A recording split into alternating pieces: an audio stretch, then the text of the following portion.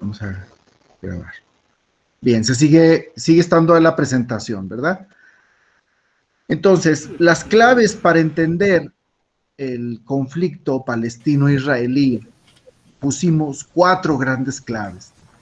La primera, digamos, la primer clave, pues sería el 70% del entendimiento del problema, de la comprensión del problema. Y el otro 30% para entender el problema son las otras claves, ¿no? Esto es, la primer clave es entender bien exactamente cómo estuvo, qué es lo que ocurrió, qué es lo que explica la fundación del Estado de Israel de 1945, de 1948. Eso, todo lo que ocurre a partir del siglo XIX, de 1887, digamos, con la fundación ya más oficiosa del movimiento sionista. Voy a explicar qué es eso, porque hay muchos equívocos. También hay que explicar un montón de cosas, porque la propaganda ideológica de los diferentes lados del conflicto eh, tienden mucho a sesgar o a tergiversar las cosas, ¿no? Entonces voy a tratar de explicar lo más que pueda eh, los términos y siendo lo más objetivo posible, eso espero, ¿verdad? Eh, eh, no deja uno de tener filias o fobias en los conflictos sociales, pero si tenemos una voluntad de apegarnos a los documentos que existen, a la evidencia histórica que hay, al dato que podemos mostrar y que es público, pues eso nos da un poquito de mayor acercamiento a la objetividad. Y eso implica hacerle más caso a la evidencia histórica que a la propaganda que hay.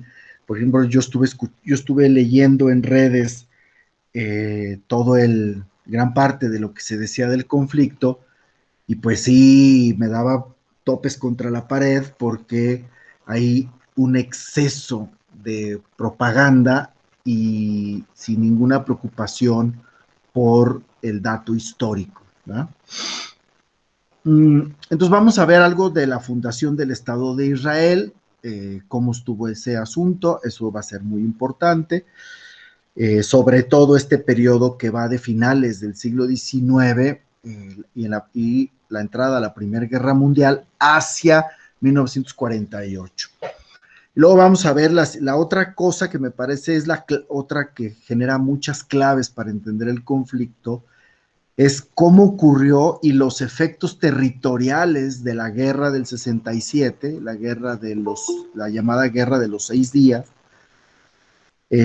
porque ahí es donde se hace la redistribución territorial del conflicto, que es lo que luego provoca todo lo que se llaman territorios ocupados. La otra clave son la manera en cómo se alcanzan los acuerdos de paz, los acuerdos de Oslo de 1994, bueno, que son desde el 93, 94, 95, se les va dando seguimiento, que son la reunión entre Yasser Arafat y Isaac Rabin, uno que es el dirigente de la Organización para la Liberación de Palestina y en ese momento primer ministro de Israel, Isaac Rabin, que él fue uno de los militares de lo que le llaman los israelíes la guerra de independencia y también de la guerra de los 6 días. Él era jefe militar en la guerra de los 6 días, Isaac Rabin, ya en el 94, pues ya está anciano, pero es presidente, se da la mano, firma acuerdos de paz, con lo cual generan el camino ya del reconocimiento del Estado palestino. Es Bill Clinton el que acompaña esa firma en Camp David.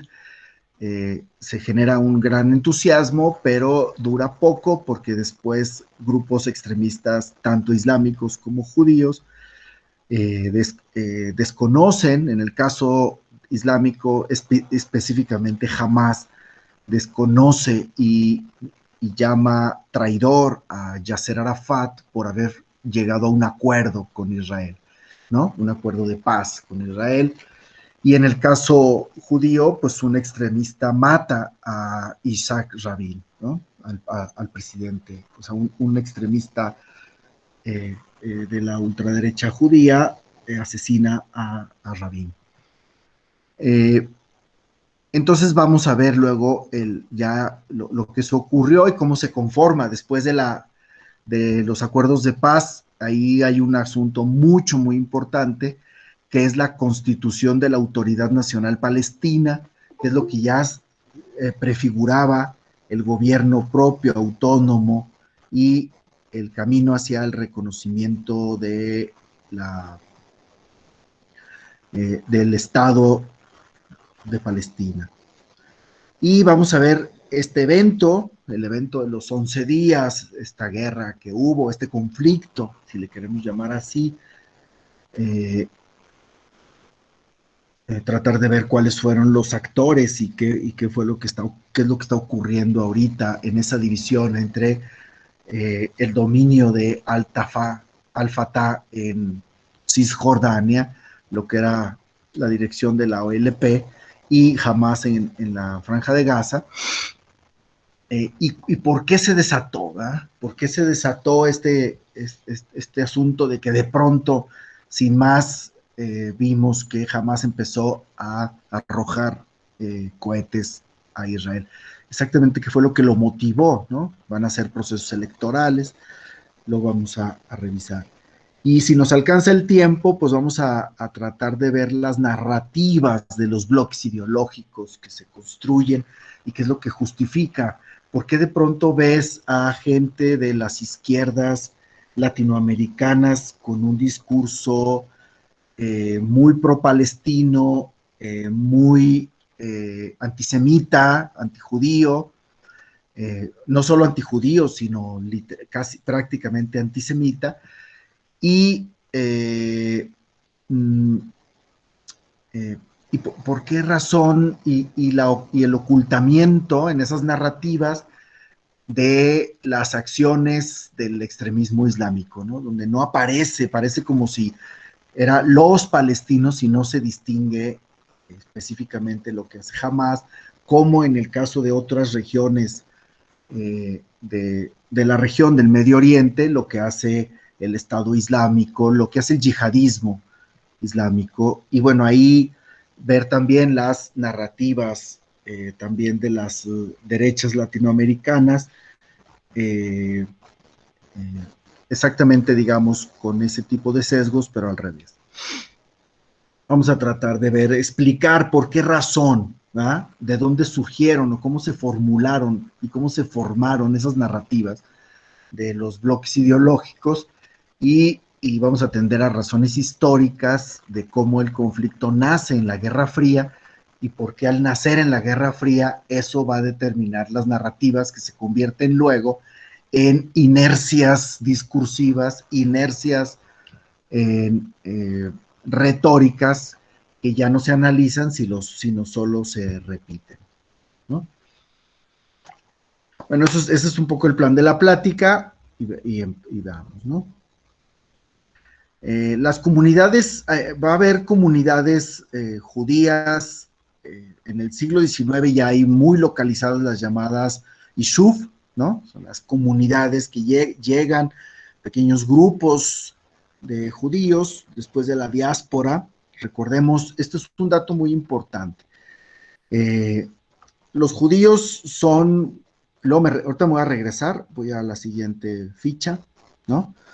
Los judíos son expulsados en Roma de su tierra, de lo que ahora conocemos como Israel, que en su momento, bueno, tiene toda una historia de muchos años, ¿no? Al menos de 13 siglos antes de Cristo, ¿no? Podemos rastrear la historia de Israel desde el 1300 antes de Cristo, pero luego logran superar a a los egipcios y luego a los asirios, a los babilonios, a los caldeos,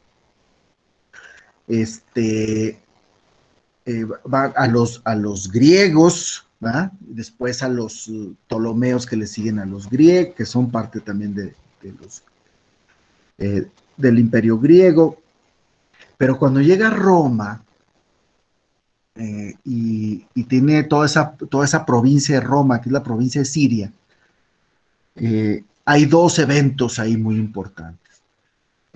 Hay un primer evento con los griegos, con Antíoco IV en el siglo III antes de Cristo, en donde los judíos, a través de una rebelión contra el ocupante, esto es el imperio que ocupaba en ese momento su territorio, que eran los Ptolomeos, que eran estos, específicamente de los que quedaron después de Alejandro Magno,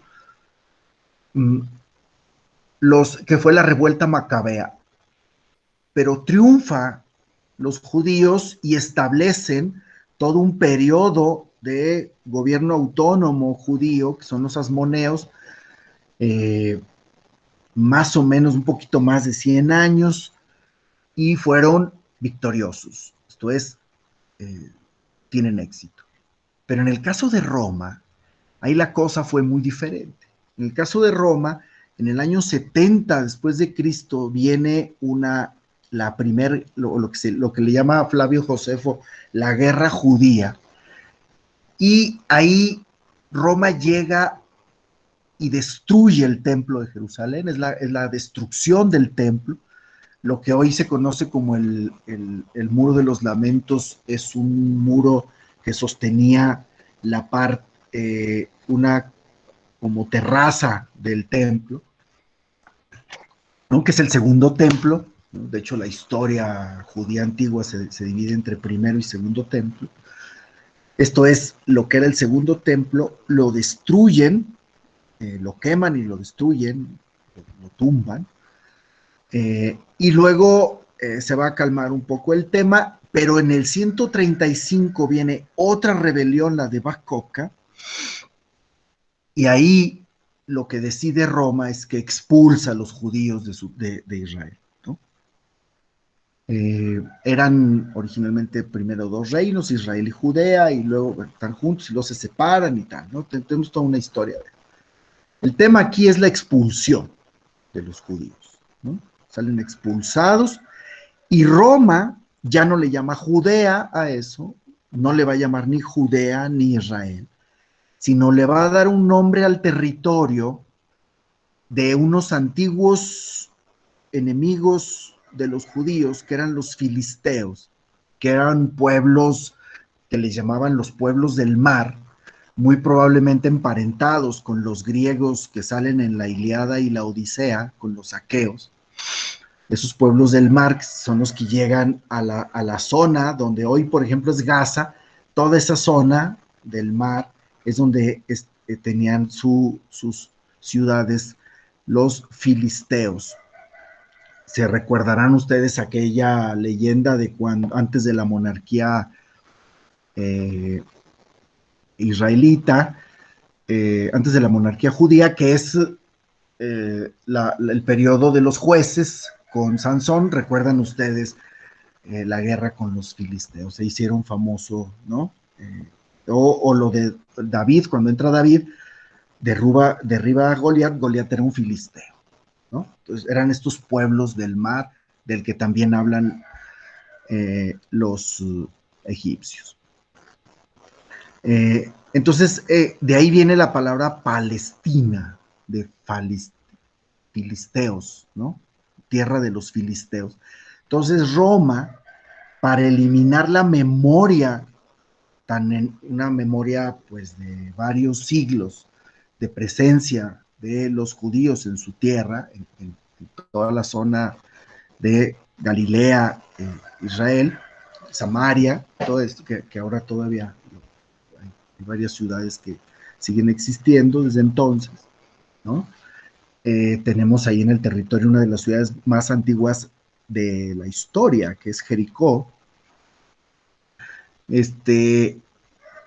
Entonces, para borrar la memoria, no le llama Judea, sino le cambia el nombre, le pone la zona de Sirio-Palestina, ¿no? Es la provincia siria, pero esa provincia siria, donde se hablaba fundamentalmente griego, no se hablaba latín, como en los romanos, se hablaba griego en toda la zona siria, una zona originalmente, digamos, de habla griega, y entonces le va a llamar Sirio-Palestina. Ahí nace el nombre de Palestina, nace en esos años de la expulsión de los judíos. ¿Ah? Es un nombre que Roma le pone a ese lugar, a ese territorio, para eliminar la memoria de los judíos y atender y burlarse de ellos, darle el nombre de uno de sus antiguos enemigos históricos, ¿no? Los filisteos. Entonces le pone Palestina. Ese es un nombre romano, pues. Entonces ahí los expulsa en el 135.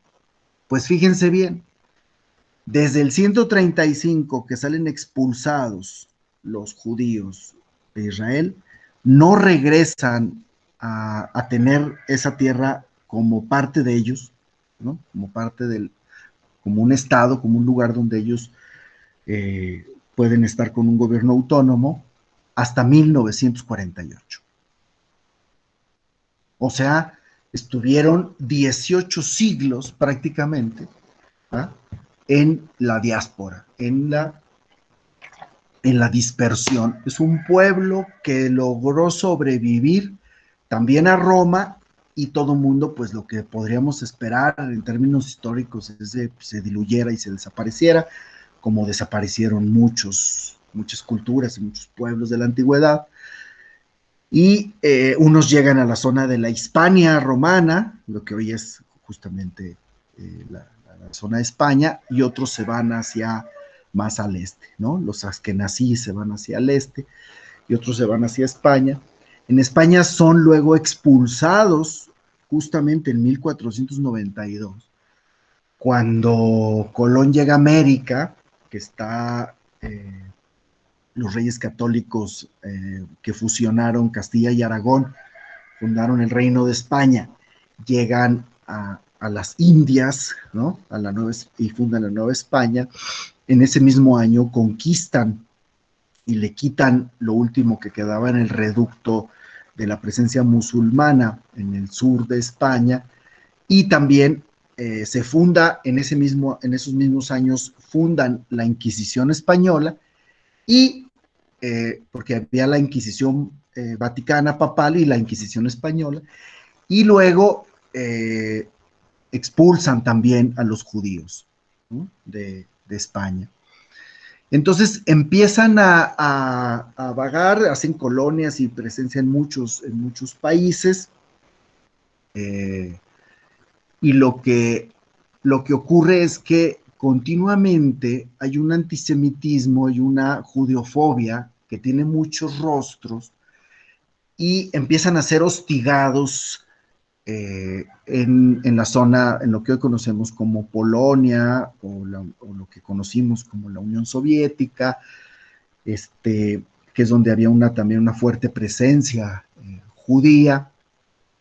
Hacia la zona sur también un poquito también había una fuerte presencia, pero ahí era la presencia askenazí, lo que es Alemania, tenían lo que era Alemania, Polonia,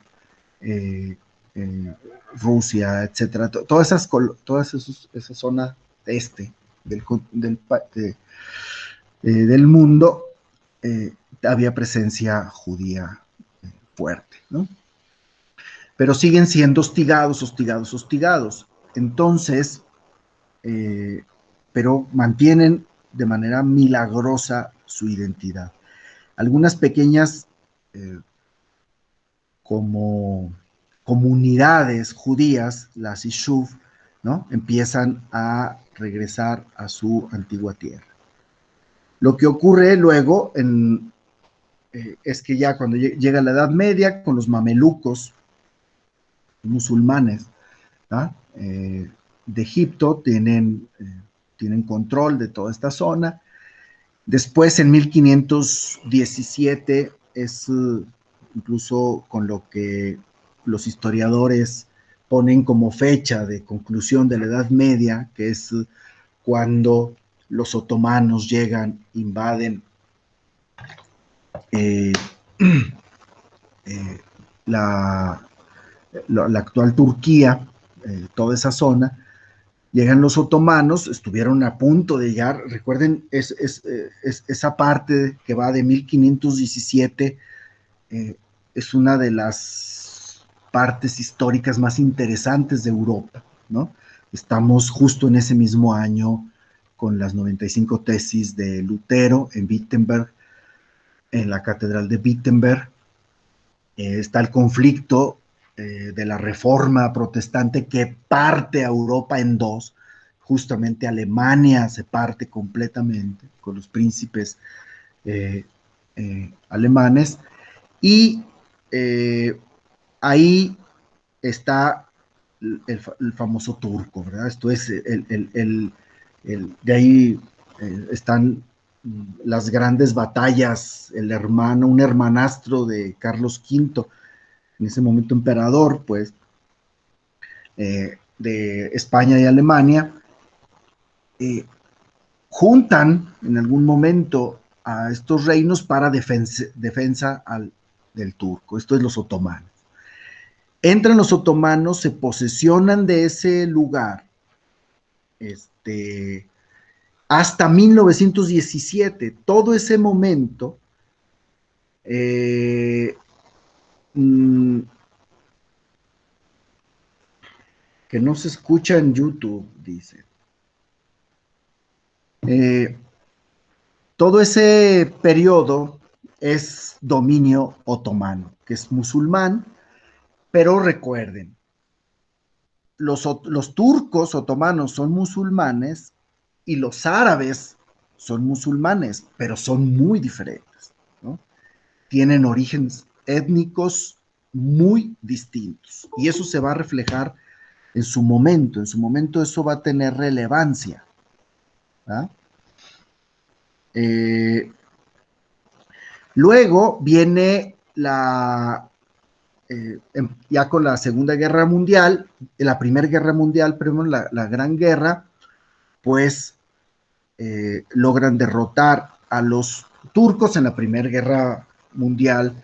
Turquía, ¿no? Los otomanos están del lado contrario a los británicos, tienen la guerra, y aquí este enfrentamiento entre Gran Bretaña, entre el Imperio Británico y el Imperio Otomano, va a ser clave en la conformación de este territorio. Entonces no había países, no había estados-nación, son territorios imperiales, y son pequeños lugares que tienen algunos clanes. En el caso de la identidad de los árabes, primero de los otomanos y árabes que viven en el territorio, digamos, con ciertas similitudes religiosas, porque ambos son musulmanes, ¿no? Por el Islam. Esto hace que no haya como estos estados-nación. Esto es un fenómeno moderno, ¿eh? El estado-nación es una forma de estado moderno. En ese momento son presencias imperiales, son súbditos del imperio y son pequeñas jaculas, son tribus, ¿no? En el caso de los árabes, la identidad la tienen pues con su tribu, ¿no? Llegan los británicos en 1917, se quedan con todo ese territorio y lo van a soltar hasta 1947, justamente un poco antes o justo en el mes de mayo salen ellos del 48, y ahí es donde los judíos declaran su estado. Vamos a ver cómo ocurrió eso. Entonces, este dato es muy importante, a lo menos el dato de el dominio otomano del territorio y luego el dominio británico, que son imperios y no son países, porque luego da la impresión que cuando hablan de territorios ocupados, sobre todo en las redes, es muy raro escuchar que como que entienden que había un país llamado Palestina y luego llegaron los judíos y los quitaron y pusieron a Israel, ¿no? O sea, no, en lo absoluto, eso no corresponde en nada con la historia, ¿ah? O sea, pero da esa impresión, ¿ah? Porque dicen, es que llegaron y los invadieron y los quitaron y no sé qué. Y pues no, no es así, ¿no? Lo que ocurrió es que ya a finales del siglo XIX empieza a haber lo que se llaman las alías, la alía, ¿no? El ascenso o la migración, son olas migrantes, migratorias, ¿no? Hay 5 grandes olas migratorias de judíos de todos lados, desde 1881 a inicios de siglo, y luego viene la segunda alía hasta el inicio de la Primera Guerra Mundial, y luego viene la tercera alía hasta el 23, la cuarta alía hasta el 29, y la quinta, que es prácticamente ya la alía que va a ser muy importante porque va a coincidir con la Segunda Guerra. El asunto es que todas estas olas migratorias, hay que ver por qué se dan. ¿Por qué hay un montón de grupos judíos que pasaron de 800,000 a varios millones? Ahora mismo Israel tiene 9 millones de habitantes. No todos son judíos, porque en Israel hay árabes israelíes, árabes que son ciudadanos israelíes, incluso tienen partido político en el parlamento y tienen representación política y tal, o sea, y todos los derechos conseguidos, que son parte del Estado de Israel. No, yo digo, bueno, todos israelíes son 9 millones. Pero ¿por qué estas olas migratorias? Pues fundamentalmente son olas de protección. Esto es donde empiezan a ser perseguidos los judíos. eh, son, digamos, la parte o la persecución ya mucho más grave, notoria, incluso con muchas películas de ejemplos, pues fue justamente la del nacionalsocialismo, ¿verdad? Entonces, cuando Hitler los quería exterminar a los judíos. Pero así como esa ocurrió de manera grande y muy escandalosa porque pretendía un exterminio, ¿verdad? En lo que le llamaron los nazis la solución final. En otros lados no pretendían su exterminio, pero sí los corrían, ¿no? O los hostigaban y tal, los amenazaban. Entonces, por esta judeofobia histórica que ha existido, eh, y a la cual no ha acabado, ¿no? Hoy a la fecha, si ustedes revisan en el conflicto, muchas expresiones son judeofóbicas, ¿no? Porque es un pueblo, es una nación sin Estado en todo este periodo, ¿no? Igual que hay otros, los kurdos son otros, es otro ejemplo, de naciones sin Estado. La pregunta es, ¿todas las naciones, todos los pueblos tienen derecho a tener un Estado? Y la respuesta es sí. Eso es un derecho humano, ¿no? Es un derecho universal. Los kurdos tienen derecho a tener un Estado, que además les ha ido muy mal en la parte de Irak, ¿verdad? A los kurdos. También Hussein los quiso exterminar, ¿no? Saddam Hussein quería exterminar a los kurdos, la parte norte de Irak, que es un pueblo que también tiene una historia bastante interesante, ¿verdad? Los musulmanes que logran reconquistar Jerusalén cuando las cruzadas, después de la segunda cruzada, son kurdos, ¿no? Tienen también una historia interesante ese pueblo. Entonces hay estos pueblos, estas naciones, estas identidades étnicas que fueron expulsados, no se fueron porque porque quisieron, fueron expulsados por los romanos, después vagaron por todos lados y reciben una hostilidad en muchos lados. En mucho tiempo fueron protegidos por los reinos musulmanes de la Inquisición cristiana. Esto es el Islam, así como ahora vemos yihadismo extremista, pues no todo el Islam es así, ¿no? Hay 1.600 millones de musulmanes y no pasan de 200 millones de extremistas islámicos, ¿no? O sea, para tener cuidado de no pensar que todos los musulmanes son yihadistas, ¿no? Eso pues sería una mentira completita, ¿no? No, de hecho tienen periodos en donde si tú querías ir a un lugar tolerante, a lo menos para los del libro, para los judíos y los cristianos, pues, y también ilustrado, ¿eh? Está la historia magnífica de la fundación de Bagdad, de los musulmanes o la Universidad de Toledo, rescataron gran parte del saber griego, lo rescataron ellos y tal. O sea, también hay una historia interesante y buena del Islam, ¿no?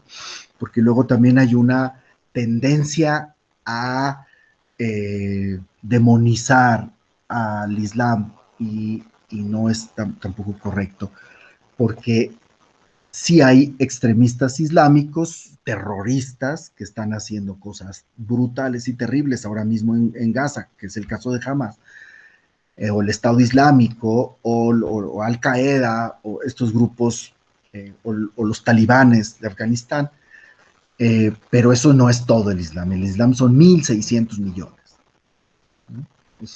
Va muchísimo más allá. Digamos, estos grupos no van a sumar más de 200.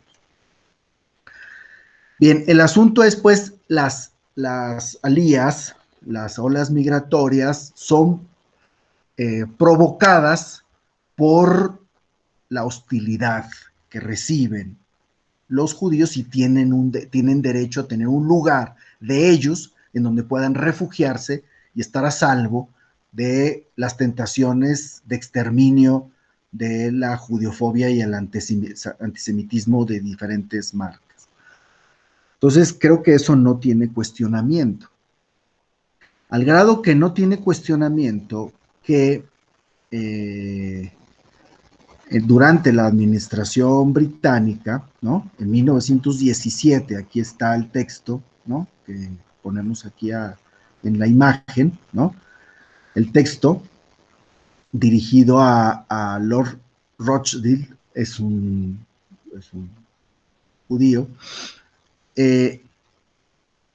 Esta declaración Balfour reconoce, ¿no?, el derecho de que tengan, y bueno, ellos, si la contingencia histórica les hubiera dado otro territorio, pero sucede que la contingencia histórica les da la posibilidad de regresar cuando se funda el Congreso Sionista, ¿verdad?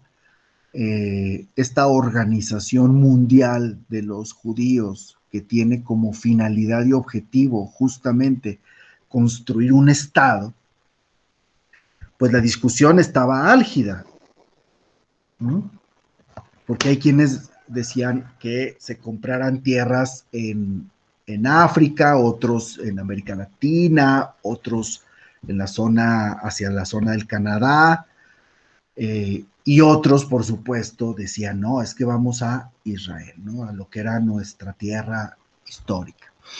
La memoria jalaba, pues, de manera importante. Pero si ahí hubiera estado ya ocupado y no se hubiera podido, tengan la seguridad que hubieran elegido otro territorio. Lo que ellos querían es un Estado que les diera protección, ¿no? Eso era la prioridad. De hecho, en el Congreso, en los primeros congresos sionistas, se dijo, la vida está por encima de la tierra, ¿no? O sea, podemos estar en otro lado, el asunto es estar vivos y seguros. Lo que dice la declaración Balfour es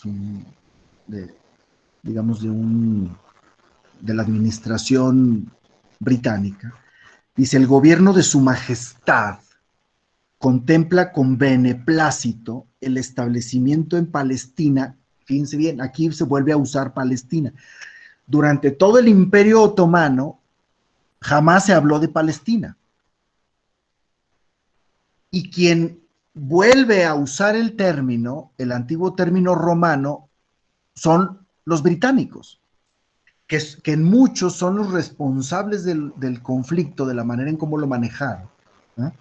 Si hay alguien responsable en el conflicto, digamos, uno de ellos de manera importante es el Imperio Británico. La manera el manejo que hizo del tema fue muy malo, ¿no? Entonces dice: el gobierno de su majestad contempla con beneplácito el establecimiento en Palestina de un hogar nacional para el pueblo judío. Un hogar nacional para el pueblo judío. Y hará uso de sus mejores esfuerzos. Esto se interpretó de muchas maneras. Hará uso de sus mejores esfuerzos para facilitar la realización de este objetivo, entendiéndose claramente que no se hará nada que pueda perjudicar los derechos civiles y religiosos de las comunidades no judías existentes en la Palestina, o los derechos y el estatus político de los judíos en cualquier otro país. Pues con esta declaración, Gran Bretaña dice: de aquí en Palestina puede caber un hogar nacional del pueblo judío. ¿Qué figura política puede tener ese hogar nacional? Pues ahí eso fue justamente lo que discutió la ONU en el 47, ya lo veremos en un momento más, ¿no? Bien, regresamos a la anterior. El otro tema importante es la alianza que se establece con árabes. Esto es, los británicos hacen una alianza con los árabes del territorio para que les ayudaran a pelearse contra los otomanos y tener ese lugar seguro durante la Primera Guerra Mundial. Recuerden que en la Primera Guerra Mundial, ¿verdad?, los árabes se pliegan con los británicos y los otomanos, los turcos otomanos, pues justamente están en el otro lado, ¿no? Entonces les dicen los británicos: si ustedes nos ayudan a expulsar a los otomanos y a derrotarlos, nosotros les damos también un estado árabe,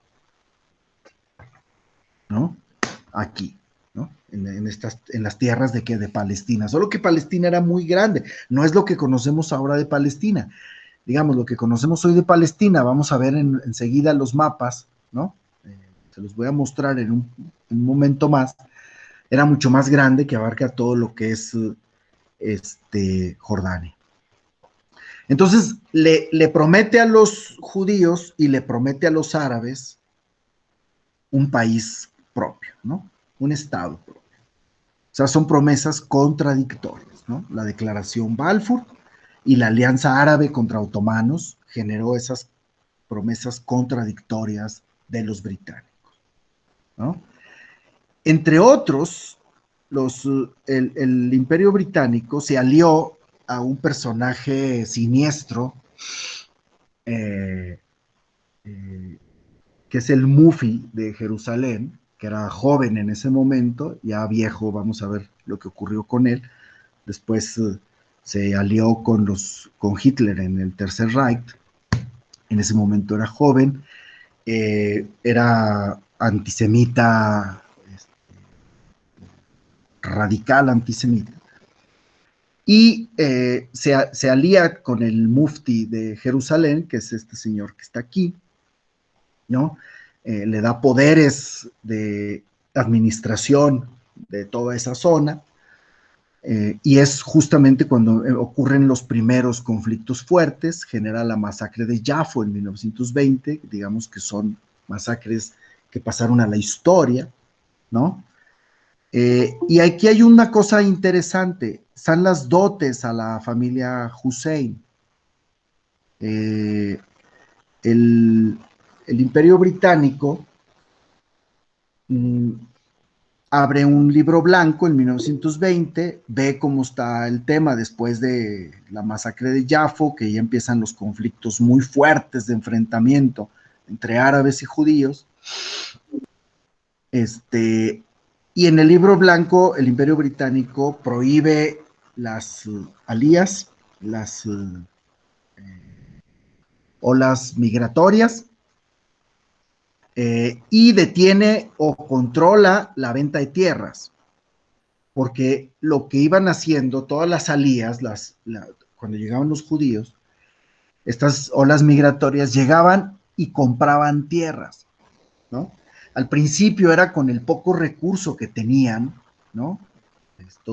Muchos de ellos, por ejemplo, una parte importante de migración que vino de Polonia, pues eran granjeros polacos, eran gente pobre, ¿no?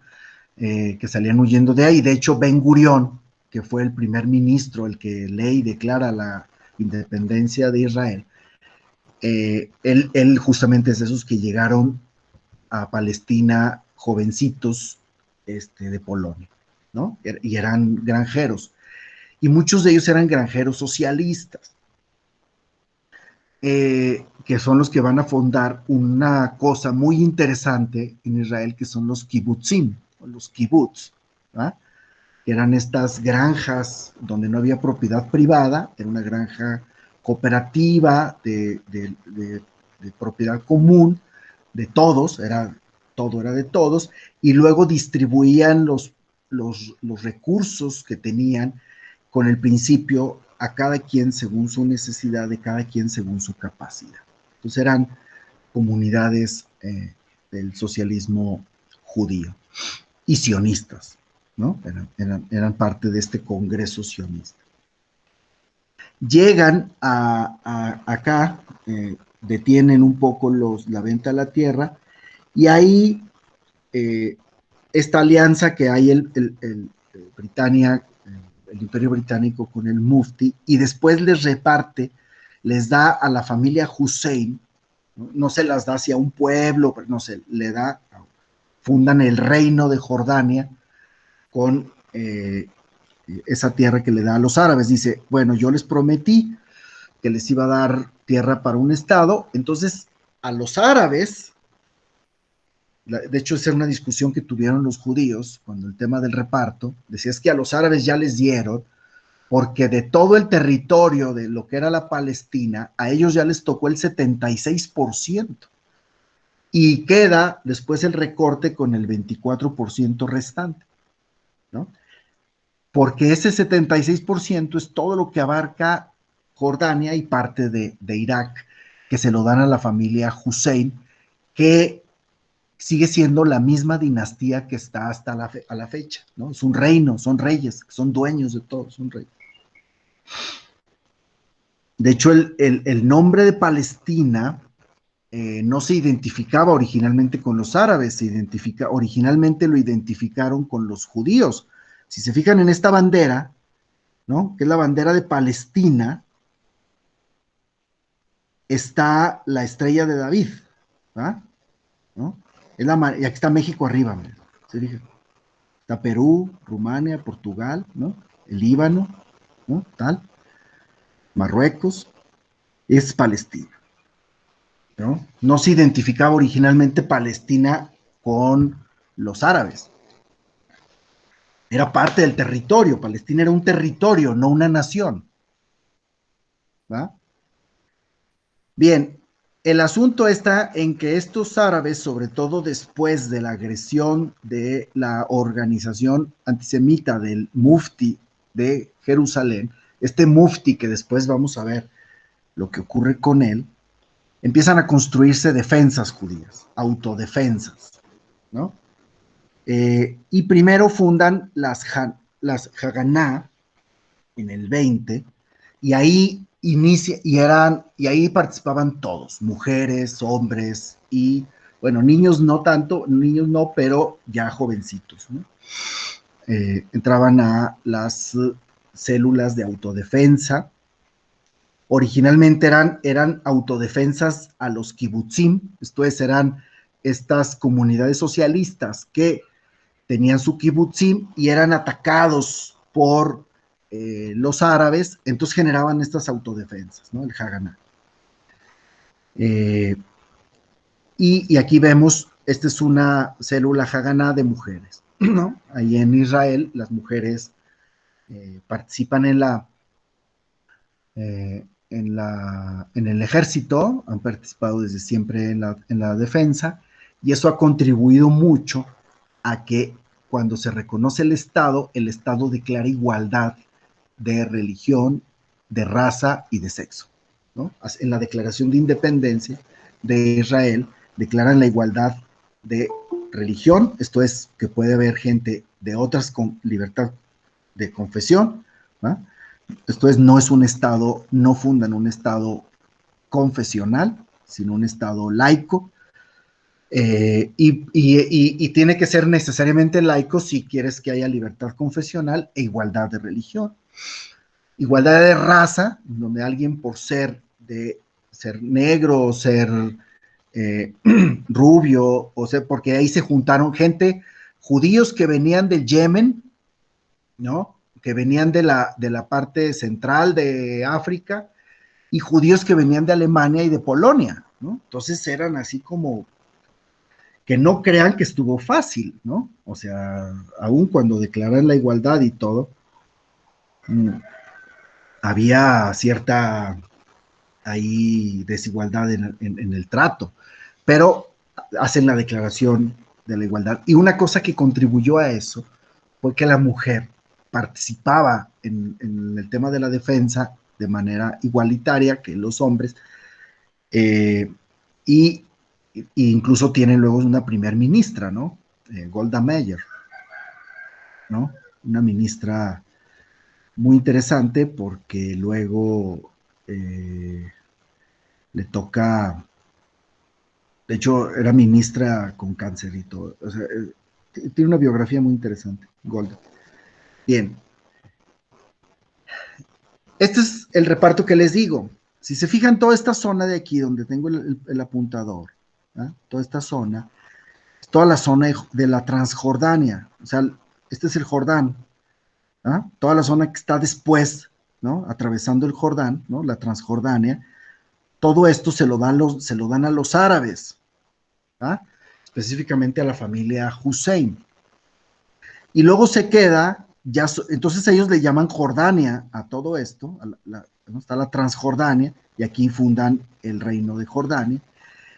Y entonces, como este ya tenía un nombre distinto, este ya no se llamaba Palestina, ya se llamaba Jordania, entonces continuó llamándose Palestina a esta zona, ¿va?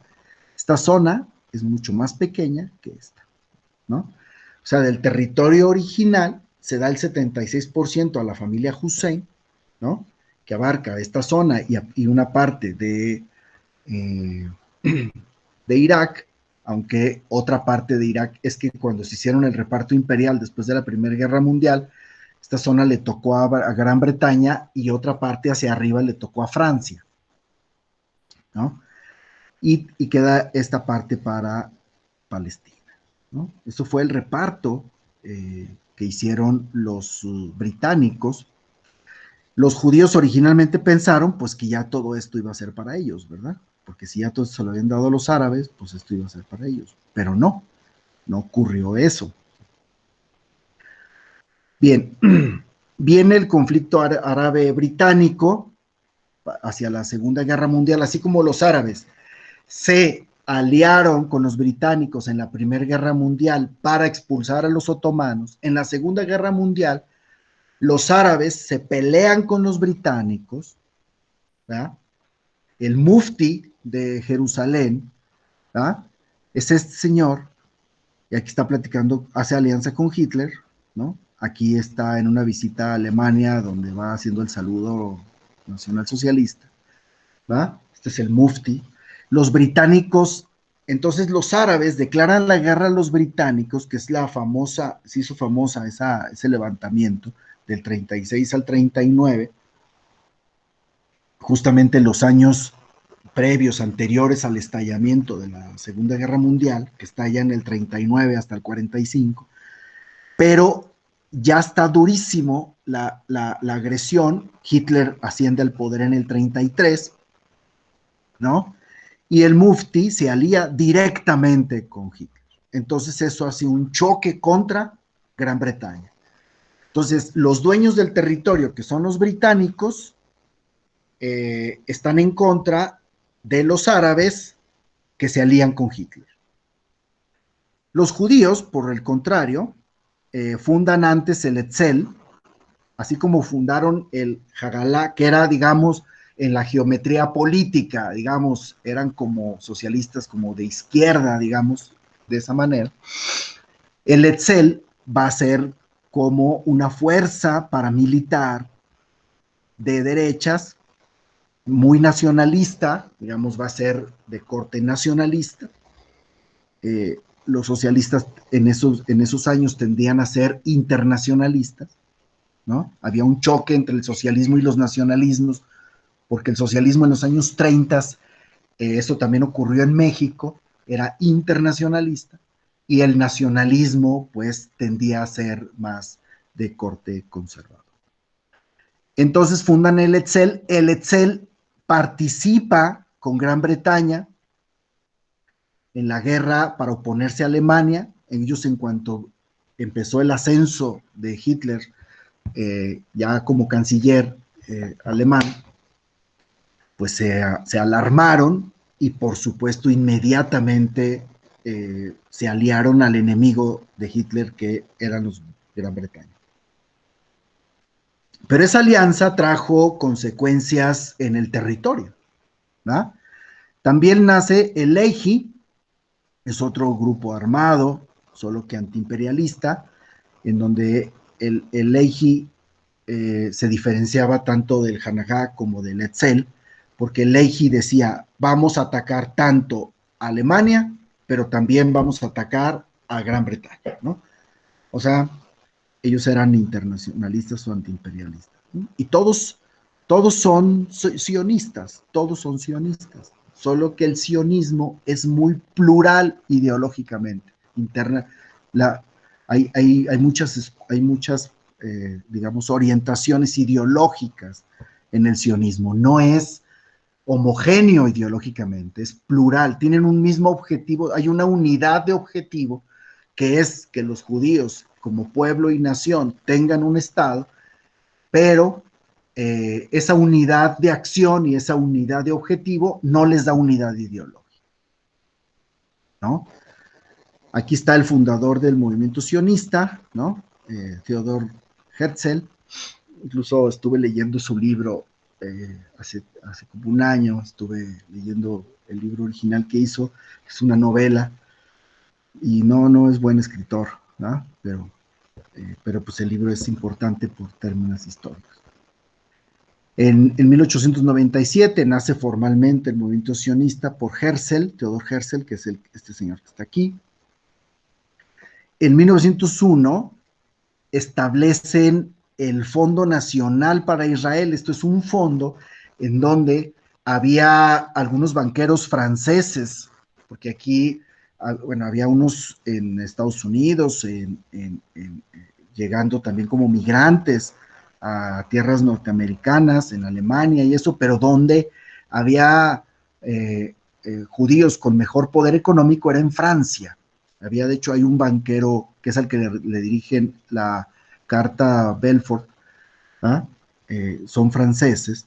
En 1920, luego, entonces forman un fondo, ¿ah? Forman un fondo para comprar tierras. Y en el 20 es la recabadora de dinero, entonces hay una organización que anda en todos lados recabando dinero. Hay unos que son pobres, no tienen mucho, pero algo dan, y otros y así. Todos van dando. Pero esta unidad nacional que tienen los judíos, generan un congreso representativo y pluralista, se juntan para tomar decisiones, como formar estos fondos y otras decisiones, y es internamente pluralista y generan un mecanismo de representación. los congresos sionistas, que los se van juntando en un lado y en otro y así, ¿no? Forman la Vada Leumi, que es un órgano de administración local. Esto es donde van llegando y van comprando tierra y todo, van generando instituciones como seguros médicos, por ejemplo, entre ellos, y hay un administrador, ¿no? El que ayuda a generar tus procesos de administración, ¿no? Que es la Vada Leumi. Y por supuesto, luego hasta que llegan al 48 con el Consejo del Pueblo, que es el antecedente de la Knesset. Knesset es el Parlamento, ¿no? Nada más que el término Knesset refiere a un consejo, al consejo de sabios de los judíos del segundo templo. Cuando inicia el segundo templo, forman una institución que le llamaban el Consejo de Sabios, que eran 120, y de hecho por eso la Knesset también tiene 120 diputados, ¿no? Son diputados, pues, es el parlamento. Y es un sistema, fundan un sistema parlamentario, te lo explico, no presidencial. Ellos fundan un sistema parlamentario que a mí me parece bastante interesante el modelo. Pero fíjense bien, empiezan a comprar tierras y empiezan a construir instituciones, que es lo que se llama el sectorialismo. A ver, ¿eso qué significa? Que, por ejemplo, todos los socialistas llegaban y tenían su banco, el Banco de los Trabajadores, tenían su confederación de trabajadores.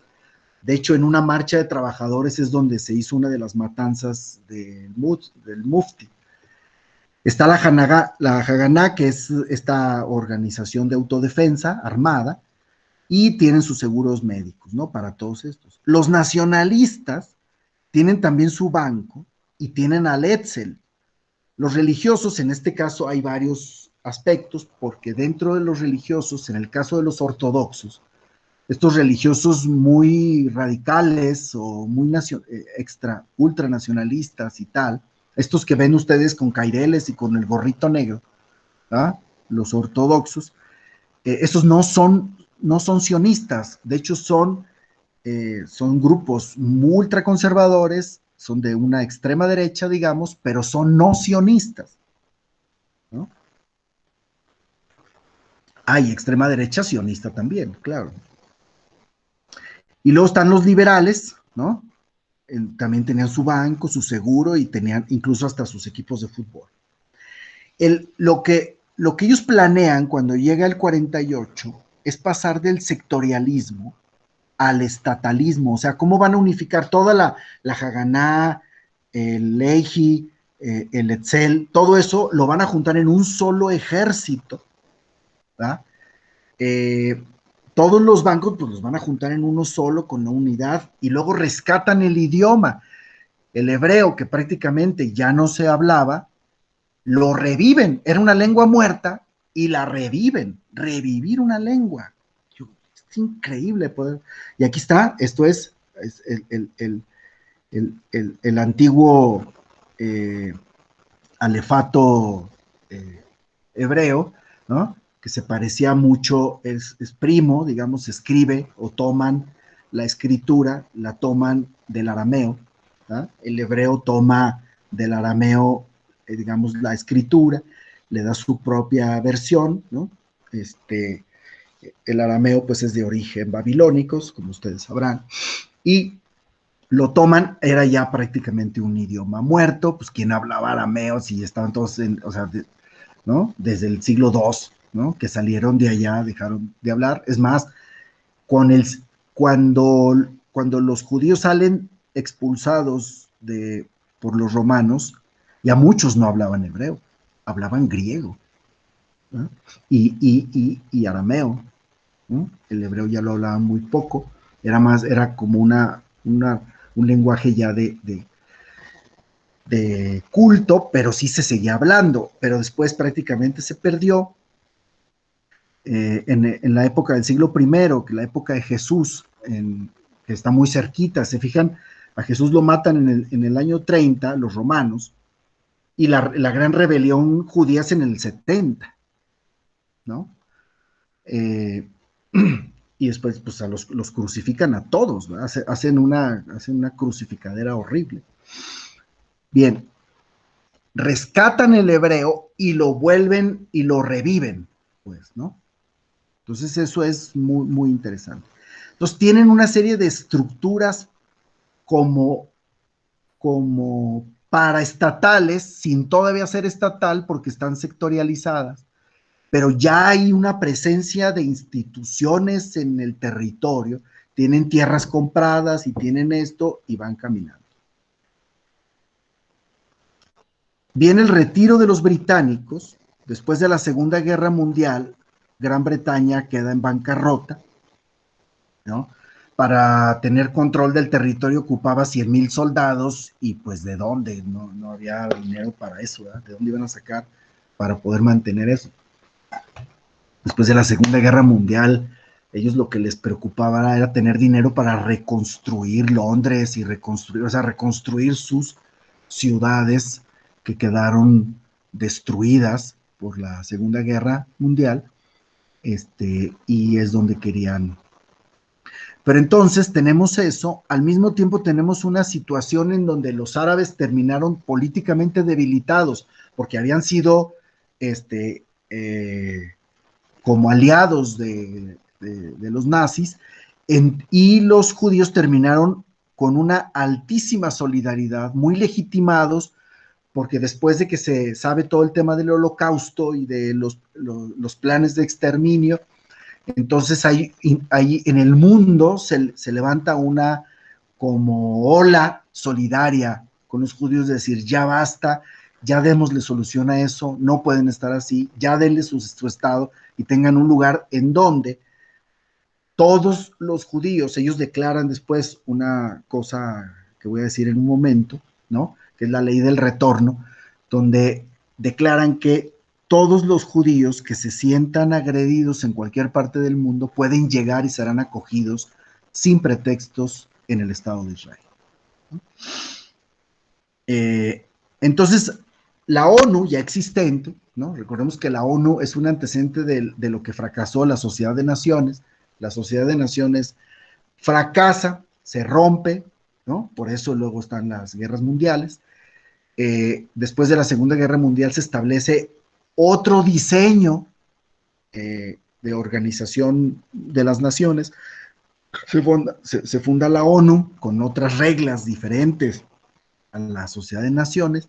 Entonces la ONU recibe el territorio, o sea, cuando Gran Bretaña le dice a la ONU, ¿sabes qué, ONU? Pues yo ya me voy a ir, me voy a retirar, pone fecha, la fecha es agosto de 1948, tienes tiempo para ver qué vas a hacer, te voy a entregar el territorio. Entonces, el Imperio Británico le entrega a la ONU el territorio de Palestina. Y entonces la ONU levanta una comisión de 11 países de América Latina, participa Guatemala, Perú y Uruguay. Al parecer el uruguayo fue especialmente inteligente en eso, habilidoso, ¿no? En las crónicas, o a lo menos en los textos de historia, ponen al representante de Uruguay como un tipo muy inteligente. Y elaboran una propuesta, que es la famosa resolución 181, ¿no? La 181.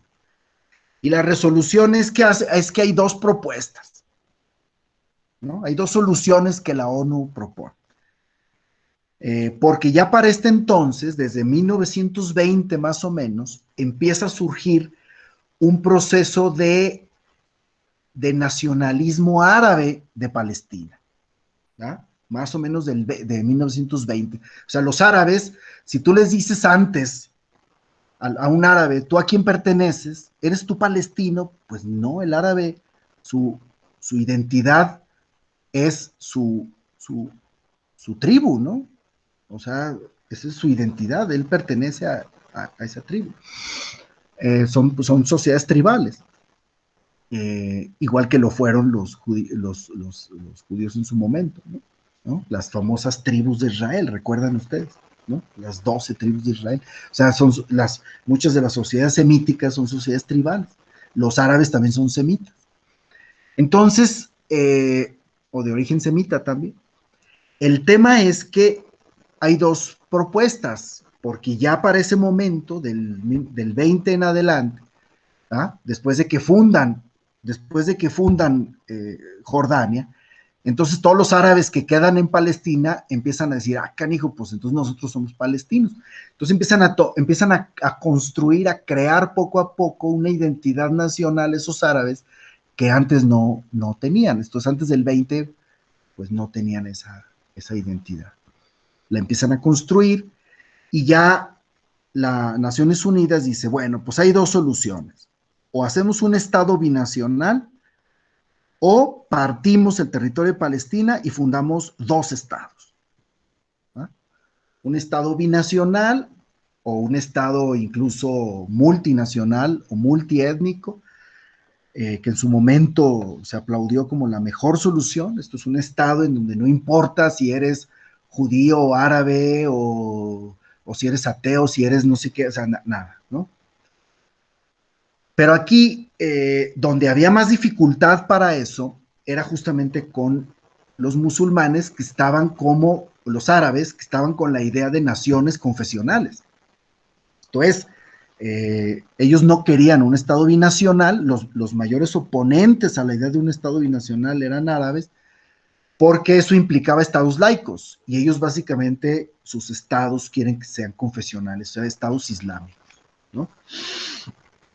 Entonces dijeron, bueno, pues vámonos por la partición en dos estados, ¿no? Un estado palestino y un estado judío. En ese momento los israelíes, los judíos no sabían que se iban a llamar Israel todavía, ¿verdad? O sea, ellos eso lo van y hasta que lo deciden muy cerca del 47-48, porque había la posibilidad de llamarse Judea o llamarse Sión o llamarse, y finalmente escogen Israel. Claro que no se iban a llamar Palestina, porque el nombre de Palestina en su memoria refiere a la humillación romana. Entonces tenían tres opciones: Sión, ¿no? Que es el monte, ¿no? Por eso viene sionismo, el monte Sión, eh, Judea o Israel. Al último, pues se definen por el tercero, ¿no? Y viene la propuesta de partición, ¿no? Dijeron, bueno, vámonos por ahí. Entonces ya todo esto, este 76% que habíamos dicho, toda esta zona, ahí ya no, ¿no? Este es el plan de partición, ¿no? La ONU hace el plan de partición, pero hace una repartición como un poco extraña, porque está un poco rara la partición, porque esta zona, que es la zona de Judea y Samaria, ¿ah? Que es la zona que ahora es de Cisjordania, y esta zona que es Gaza, esta otra zona, y acá tenemos el Golán. Esta es la zona histórica de los judíos, o sea, donde vivían judíos era aquí, era en la zona de Judea y Samaria. Aquí es donde están sus ciudades históricas, donde está Hebrón, ¿no? Donde se supone están enterrados sus profetas.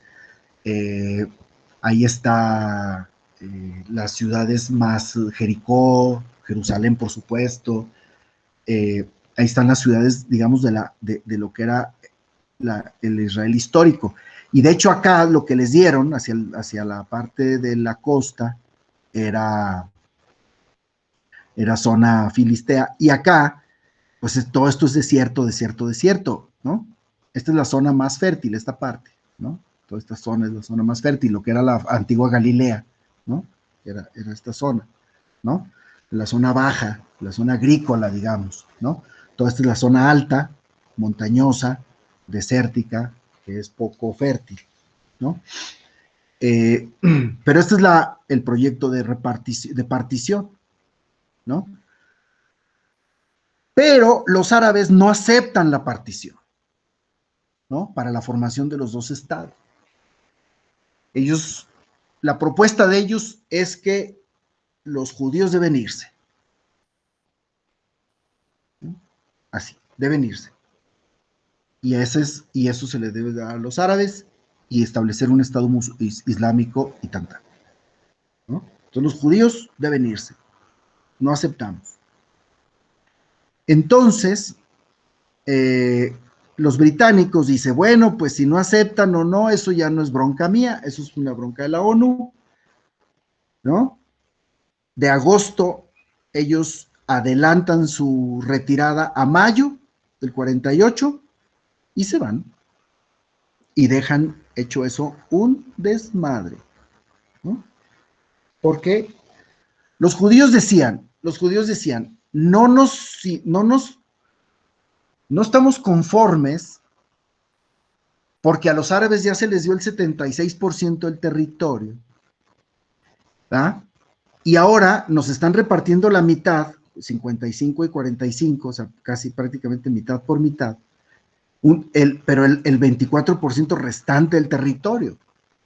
Entonces, lo que decían los judíos más extremistas, decían, no, es que ellos tienen un montón de terreno hacia el lado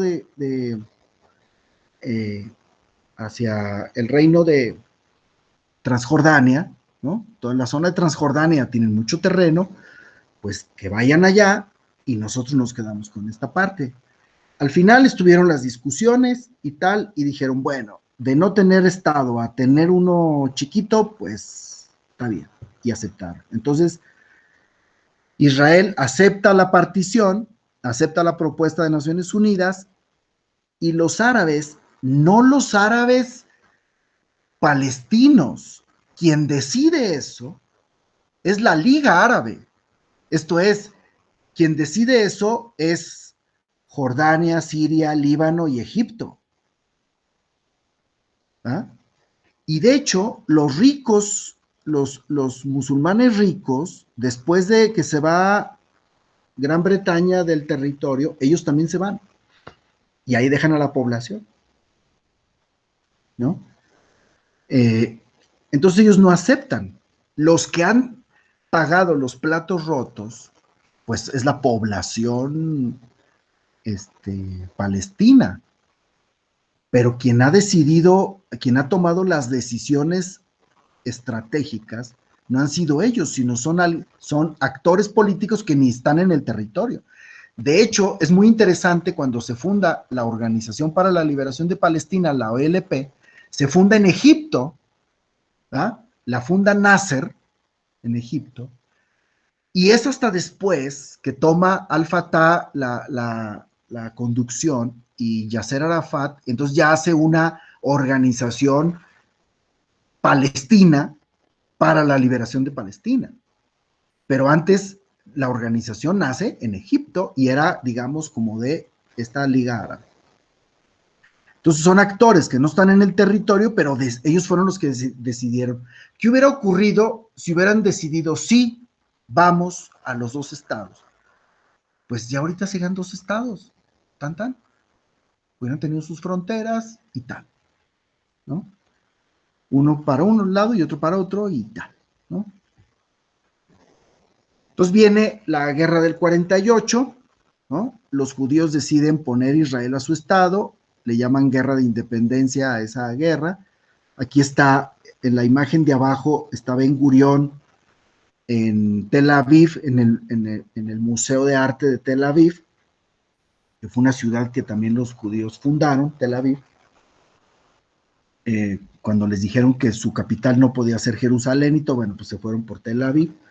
Y en un museo, todavía ni siquiera tenían la NES ni nada, en un museo, ahí se juntan, y ahí es muy interesante está el video de la lectura cuando Ben Gurión lee la Declaración de Independencia. Y fue a toda prisa, ¿no? Porque iban a ir hasta agosto los británicos y adelantaron a mayo. Entonces ellos se tuvieron que adelantar y el 14 de mayo leyeron y declararon la independencia. En cuanto declaran la independencia, al otro día, ¡pum!, la Liga Árabe, viene la guerra, ¿no? Entonces, viene la guerra, se divide, de hecho están divididos los judíos, porque hay quienes pensaban de que no se debió de haber hecho eso porque pensaban que los iban a aplastar, o sea, dijeron, van a venir y nos van a aplastar, nos van a exterminar ahora sí. ¿no? Dijo, pues imagínate. El asunto es que es una guerra que duró 15 meses, costó muchas vidas. Ahí es una de las guerras en donde más personas ha perdido Israel. Ahí es donde les ha ido peor. Después ya les fue un poco menos peor.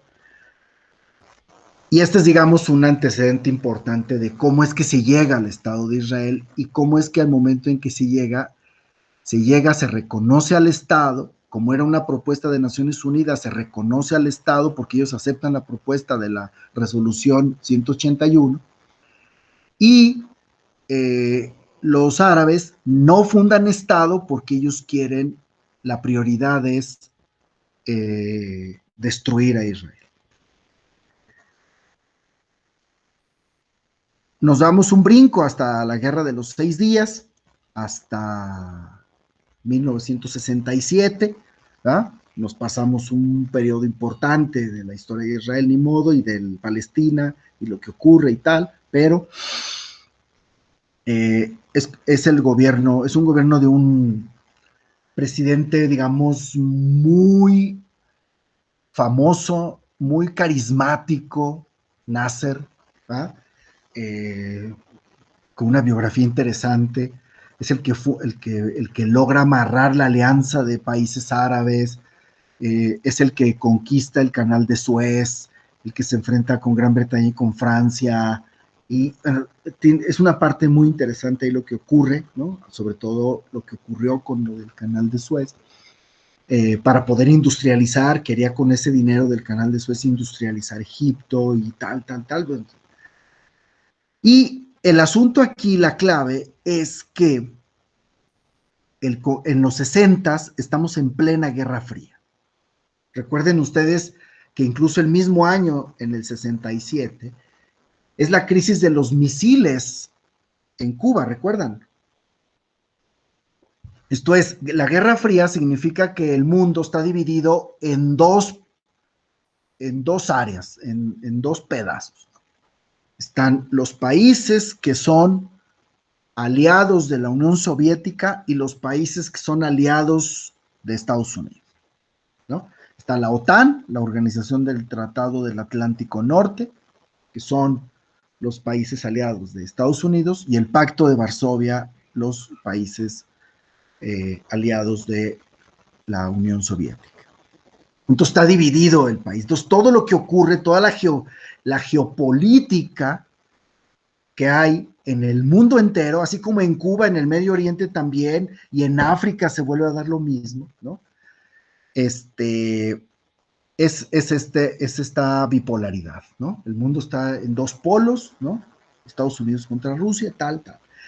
Nace y el panarabismo, panarabismo, esto es la idea de una liga completa de países, todo el Magreb, ¿no? El Magreb son los países del norte de África que van hacia, ¿no? El mar, son árabes, ¿no? Toda la península arábica y toda esta parte del Medio Oriente, pasando por Egipto, por supuesto, ¿no? Dijo, pues todo esto es una zona pan-arabista. Ellos se declaran dentro, se hacen aliados de la Unión Soviética, ¿no? Declaran su simpatía al socialismo soviético, pero en realidad es estatismo, ¿verdad? Imagínense, países árabes que son dirigidos por un rey y socialistas, pues no. O sea, eso se entiende socialismo como estatismo y como alianza, como aliados de la Unión Soviética. De hecho, cuando la aviación y todo el armamento egipcio era ruso, y en todo este proceso hay un gran intercambio de actores políticos. En esos mismos años es una entrevista que tiene Fidel Castro con Nasser y todo el tema, ¿no? Entonces se divide de tal manera que esa división bipolar hace que, y además aquí hay una cosa bien interesante, todos los gobiernos judíos de su origen en adelante son de centro izquierda, donde están los socialistas y los liberales. Hay una alianza liberal socialista, digamos, contra las derechas extremas y las fuertes derechas israelíes. Esos eran poquitos, hasta el 77. Después del 77, la correlación política cambió. Originalmente ellos estaban eran de pensamiento socialista, y venían muchos de Rusia, venían de Polonia y tal, pero cuando llega Stalin hace una matadera horrible de comunidades judías, ¿no? Recuerden que Trotsky era judío y venía también de comunidades judías, que hacen una persecución contra judíos, fueran o no comunistas. En el caso de Trotsky fue muy conocido porque llegó acá a México, ¿no? Era también perseguido como judío, también fue perseguido por ser judío, no solo por ser enemigo de Stalin. Entonces eso aleja a Israel de Rusia y lo acerca primero a Francia, porque todo el primer armamento de hasta antes de los 70s era armamento francés, el que reciben los judíos israelíes, y después ya viene una alianza más fuerte con Estados Unidos, ¿no? Entonces ahí viene esta alianza norteamericana con los israelíes y en contra la Liga Árabe, ¿no? Eso es por el conflicto fuerte que era en plena Guerra Fría. Después de los 90s, la cosa se mueve muchísimo, pues porque cambia la geografía, ¿no? Entonces, la Guerra Fría termina después de los 90s, ¿no? Después del 89-90. Viene, el 17 de mayo del 67, Nasser corre a los militares de la ONU del Sinaí, ¿no? Ahorita les enseño dónde está el Sinaí. El Sinaí es esta zona, ¿no? Este es Egipto, este es el Sinaí, y aquí es donde se conecta con Palestina. El Sinaí, digamos, es toda esta península que se va a conectar con Palestina, ¿no? Y luego firma un acuerdo con Jordania y Siria de agresión a Israel. Y aquí hay una historia bien interesante, porque es de esas historias del Mossad, que es el organismo de inteligencia israelí que se ha convertido en legendario, porque parece de película del 007, donde se enteran y tienen ya formados los aviones y todo, ¿no? Frases fuertes de se acerca el día de la definición, Israel será borrado del mapa y tal. Y viene la operación. Israel se adelanta antes de que ellos levanten vuelo, se enteran exactamente de en qué momento salen a desayunar los pilotos, están estacionados, que ya están todos formaditos estacionados. En ese momento, el 5 de junio, llega Israel, se adelanta a los acontecimientos y destruye la flota de 400 aviones egipcios. Lo mismo hace en Siria, solo que eran mucho menos aviones. Solo Egipto pues tenía una capacidad militar importante y le destruyen la infraestructura militar a Egipto y a Siria, y eso ya fue cosa de días, y en 6 días termina la guerra y Israel derrota a la alianza. Nadie podía creer que eso estuviera ocurriendo. Todo el mundo pensaba de que, pues si va Egipto, Siria y Líbano juntos, Jordania juntos, contra Israel, pues los van a hacer pomada. Y no ocurrió eso. Se adelanta por la inteligencia israelí y los derrotan. El tema aquí es de que es una clave del conflicto, porque las conquistas territoriales de esto, que era la zona de partición, se apropian de todo el Sinaí, se apropian de todo lo que es Samaria y Judea, que es todo lo que es Cisjordania, y de los altos del Golán, ¿no? Esto de los altos del Golán es muy importante, son las montañas en donde son estratégicas, porque desde arriba o te pueden derrotar o puedes derrotar, ¿no? Entonces, se apropian de todo prácticamente, ¿no? Con la guerra de los 6 días, ¿no? Y se apropian, por supuesto, pues del este de Jerusalén, que estaba en manos árabes, ¿no? Y eso es a lo que le llaman después los territorios ocupados o conquistados, ¿no? Eran territorios conquistados o territorios ocupados de la guerra de los 6 días del 67. Para pronto, ya me voy rápido, viene la resolución, también famosa resolución, así como la 181, la 242, la 242 de la ONU, viene la resolución de la ONU, y la resolución de la ONU dice 3 cosas, ¿no? Dice 3 cosas. Ya una vez que ya se calmó el tema y ya se acabó la guerra, hace una resolución con 3 ejes fundamentales. Uno, le llama a Israel a retirarse de los territorios conquistados en el 67 y regresar a sus antiguas fronteras de partición de la 181. ¿Verdad? Llama a los países árabes a reconocer a Israel y llama a la comunidad internacional a solucionar el problema de los refugiados palestinos.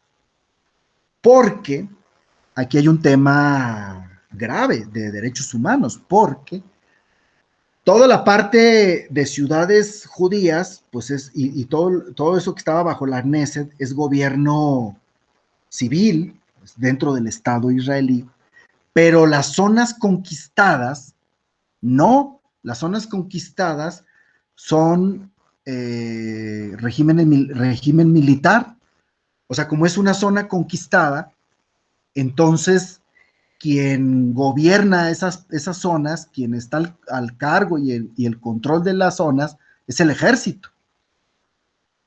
No es no es la autoridad civil, ¿no? Es la autoridad militar. Y entonces, donde está el ejército, es la autoridad militar, en automático son refugiados y eso va a generar problemas de derechos humanos, clarísimo, ¿no?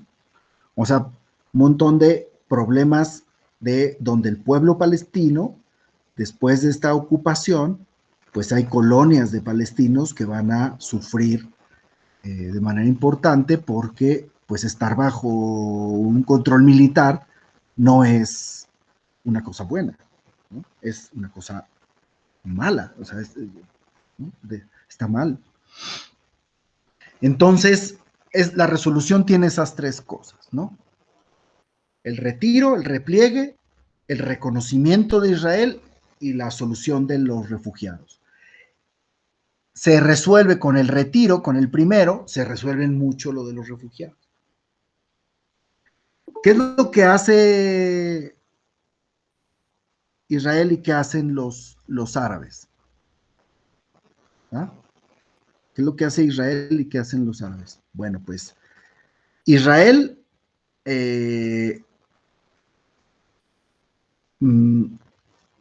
no sé si puse acá una presentación donde, bueno, Israel negocia con Egipto, dice toda esa zona del Sinaí, ellos dicen los judíos, nos va a servir para negociar una paz con Egipto, específicamente con Egipto. Les regresamos el Sinaí a cambio de un tratado de paz, que fue lo que en mucho ocurrió, regresaron o sea, Israel se retira del Sinaí, regresa el Sinaí. ¿Va? El caso del Golán también es una manera de negociar, ¿va? Y donde hay un problema es en Judea y Samaria, o sea que es toda esta zona. ¿Va? Ahorita vamos a verlo adelante, ¿no? Aquí en la zona, aquí es donde vamos a explicar. O se va a explicar un poquito mejor, pero es donde queda el problema, ¿no? Porque como son las ciudades históricas, ¿verdad?, de Jerusalén, digo, de Israel, entonces no las quieren soltar así nomás como así, ¿no? Y Jerusalén. Entonces ahí empieza el estira y afloja, ¿no? Porque de Egipto no hay problema, se salen, de Golán también para firmar la paz con Siria y tal, pero el problema es con esta parte que es Judea y Samaria, ¿no? Son estas zonas. Y los árabes, entonces, esta es las resistencias a la resolución de la ONU, ¿verdad? La resolución de la ONU dice retírense y no se quieren, y se retiran de 2 lugares, pero de un tercero todavía no, y tienen reservas y se retiran de unas partes y de otras no y tal, y hay un montón de colonias judías que van generando como ocupación de esta zona que es la que hoy es Cisjordania. Entonces, ahí, y también, bueno, no tienen mucho problema con dejar la zona de Gaza. Pero aquí aquí hay resistencia de irse. Y sobre todo porque esto significa seguridad para el Estado de Israel, porque como aquí hay muy poco espacio, entonces, si logra ocupar este espacio, pues desaparece a Israel. Entonces, por un tema de seguridad nacional, no quieren dejar Judea y Samaria. Dice, bueno, que ahí estén viviendo, pero nosotros vamos a tener cierto control militar del territorio. Eso es por parte de Israel. Por parte de los árabes, son los famosos no de Jartum, ¿no? Este país, ¿cómo se llama? Que está bajito de Egipto, ¿no? Está la ciudad de Jartum, incluso sobre el mismo Nilo. Se junta la Liga Árabe y ponen los 3 no de Jartum. Esa es la respuesta a la resolución. No habrá paz, no reconocemos a Israel y es más, no hay negociación. Este tercer no mete un problemón porque entonces Israel dice, ¿a quién le vamos a regresar los territorios? Si no hay manera de sentarse a negociar con nadie, entonces ¿a quién le regresamos los territorios? ¿Ah? Entonces, bueno, Naciones Unidas dice, bueno, pues alguien de nosotros, pero tampoco nos podemos ser responsables y tal. Bueno, hay un problemón ahí muy, muy grave, ¿no? Entonces, por un lado y por otro, la cosa se atora, ¿no? Y no prospera la implementación de la resolución 242. Se funda la OLP en Egipto, aquí está Nasser y aquí está Yasser Arafat, muy joven Yasser Arafat. Él muere en el 2004 en un hospital francés por un derrame cerebral. Fue una lástima porque Arafat estaba permitiendo los acuerdos, estaba construyendo acuerdos ya al final. Ya, después de los 90, le va a quitar la OLP a Nasser, ¿no? La va a hacer iba a fundar su partido, Al-Fatah, ¿no? De tal manera que ahora tenemos la siguiente clave. La siguiente clave son los acuerdos de Oslo, ¿no? Damos un brinco a los 90, ¿no? Fíjense bien, en el artículo 1 de las negociaciones, es un acuerdo de 17 artículos, nomás puse uno porque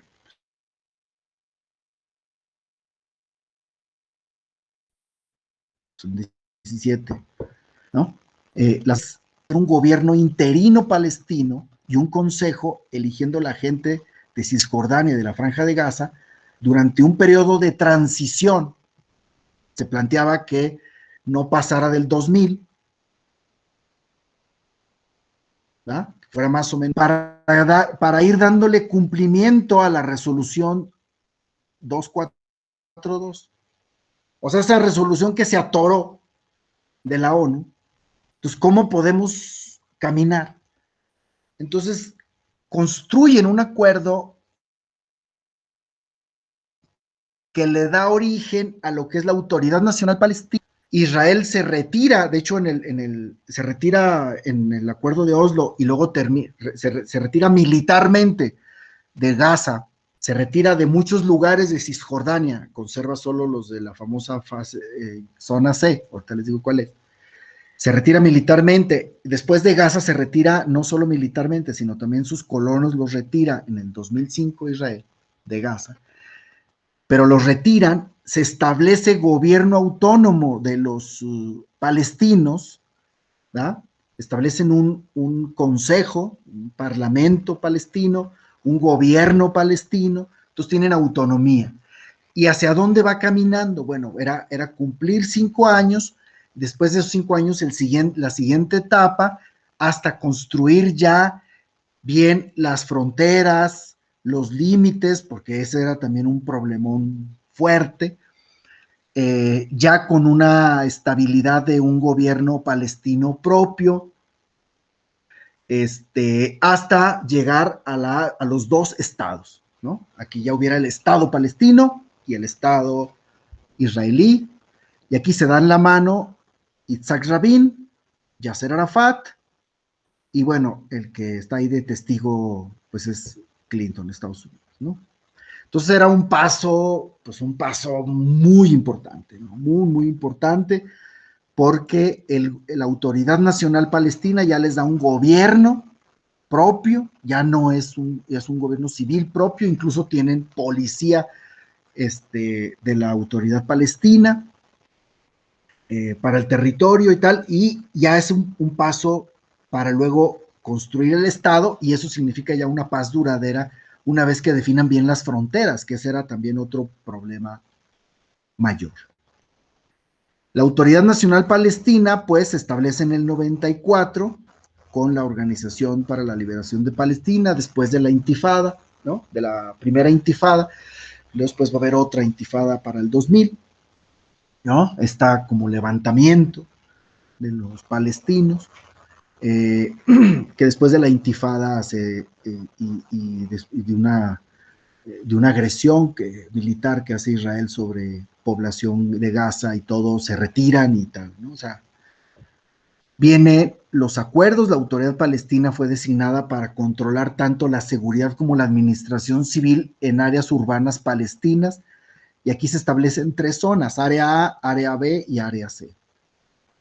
El área A es control civil, Palestina, urbanas y a ellos completamente. El área B es control civil también en áreas rurales palestinas, y el área C, los territorios restantes, dice, los asentamientos israelíes, la región del Valle del Jordán y las conexiones por carretera entre comunidades palestinas permanecen bajo control exclusivo de Israel. O sea, Israel controla el paso, por ejemplo, el paso que hay de Gaza, porque es un territorio diferido. Acá está Cisjordania y aquí está Gaza, ambos es Palestina, entonces tienen que cruzar, ¿no? Entonces aquí hay controles y luego controles de entrada, y varias carreteras de aquí son controladas, y luego Jerusalén le dan la parte oriental a la Autoridad Nacional Palestina, la parte occidental la toma Israel y tal, pero el control de policía y el control militar lo tiene Israel. Entonces ese era uno de los siguientes pasos. El tema es que en cuanto ocurre esto, bueno, el extremismo judío mata a Yitzhak Rabin, pero eso no destruye, digamos, el acuerdo, porque es un acuerdo que el Parlamento lo avala, o sea, el Parlamento judío, israelí, ¿no? La Knesset lo avala. Entonces, aunque hayan matado al presidente, es un acuerdo de Estado. Pero lo que ocurre aquí es que Hamás, que nace en 1987 de los hermanos musulmanes, hagan de cuenta que en esta zona de Gaza, esta partecita que está aquí, hacia Egipto, Egipto puso aquí una barrera, o sea, aquí no pasan, porque es un grupo extremista árabe islámico, los hermanos musulmanes, que estuvieron un buen tiempo en Egipto. Después salen de ahí y fundan Hamas, ¿no? Son extremistas y ellos declaran traidor a Yasser Arafat y se lanzan contra Al-Fatah, ¿no? Lo tratan de derrotar, incluso tienen ahí enfrentamientos militares importantes, ¿no? Empiezan a matarse entre ellos, porque lo declaran traidor por haber tomado acuerdos, por haber hecho acuerdos con Israel. Quien bloquea toda la posibilidad de paz es Hamas, por un lado, y por el lado norte, acá, es Hezbollah. Hezbollah es chiita, ¿no? Es un desprendimiento directamente del chiismo iraní. Y este es sunita. Los hermanos musulmanes son sunitas. Y aun cuando sunitas y chiitas tienen, en muchas cosas son enemigos. De hecho, la guerra Irak-Irán era una guerra entre sunitas y chiitas. La guerra de los 80s que hubo entre ellos dos, que duró 10 años. En este caso, tanto Gaza recibe y Hamas recibe dinero de Qatar y de Irán, ¿no? Recursos, apoyo político y tal. Entonces, ¿qué es lo que ocurre? Lo que ocurrió ahora es de que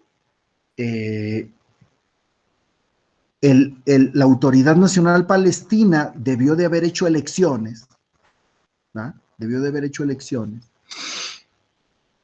Debía de llamar justo en mayo, este mayo que pasó, a elecciones.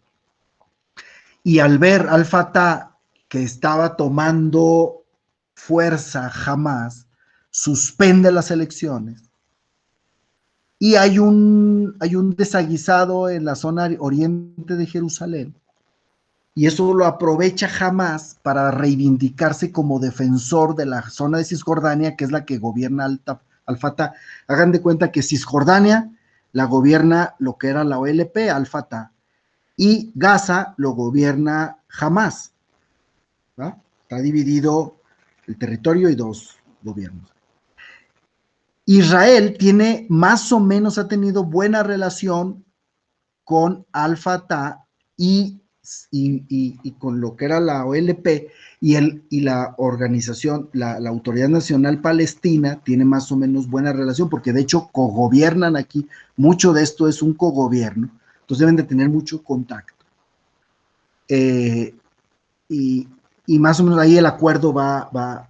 Y además Hamas acusa de traidores a los de la OLP, que de hecho, una vez que muere el presidente de la organización, de la Autoridad Nacional Palestina, es el mismo desde el 2004 a la fecha, no ha habido cambio, él ha sido, no se ha cambiado, ¿no? Que es el sucesor de Yasser Arafat.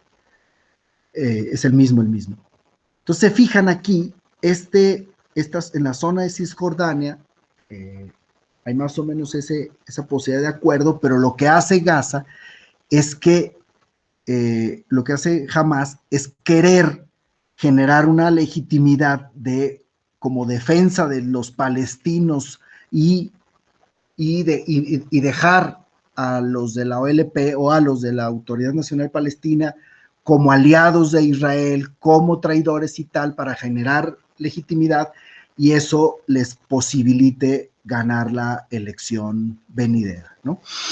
Y bueno, estaba ese conflicto, entonces es que empiezan el conflicto, empiezan la guerra, empiezan el lanzamiento de cohetes, que dije al principio, más o menos alrededor de 350 cohetes por día, ¿no? Y la idea ahí era cómo reivindicarse y terminar que la población, aquí hay 2 millones de personas en Gaza, entonces viven súper amontonados, son muy pobres, la electricidad y el agua que recibe la población de Gaza viene de Israel. Israel se las da, digamos, ¿no? Y no corta el suministro porque pues se mueren todos en masa si les corta el suministro, porque aquí está bloqueado con Egipto. El bloqueo de Egipto está más fuerte que el bloqueo de Israel, ¿no? Porque jamás es de los hermanos musulmanes, digamos, entonces el bloqueo ahí egipcio es mucho más fuerte. Entonces aquí reciben más o menos 25 millones de dólares por mes de Qatar. Qatar prácticamente los está en mucho manteniendo los salarios de todos ellos, pero en mucho ese dinero se usa mucho en compra de armamento y todo el tema de salud, educación y tal, pues queda hecho a un lado, ¿no? El fanatismo de Hamas es francamente peligrosísimo, no se puede hablar, es imposible negociar, de tal manera que un acuerdo, ahorita se alejó mucho la posibilidad de acuerdo, con la OLP ya había una ruta, digamos, de acuerdo, pero con Hamas es muy difícil, ¿no? Entonces, ahorita está atorado el proceso ahí, ¿no? Este conflicto volvió a atorar el conflicto, la situación, ¿no?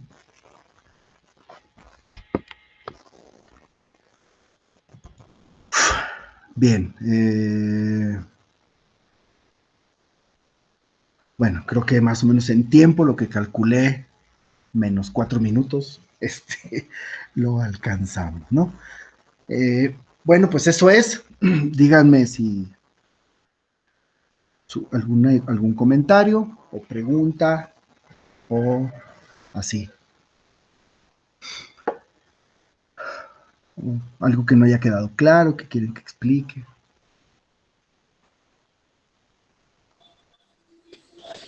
Muy bien, maestro Marcos. Muy bien explicado y muy bien entendido.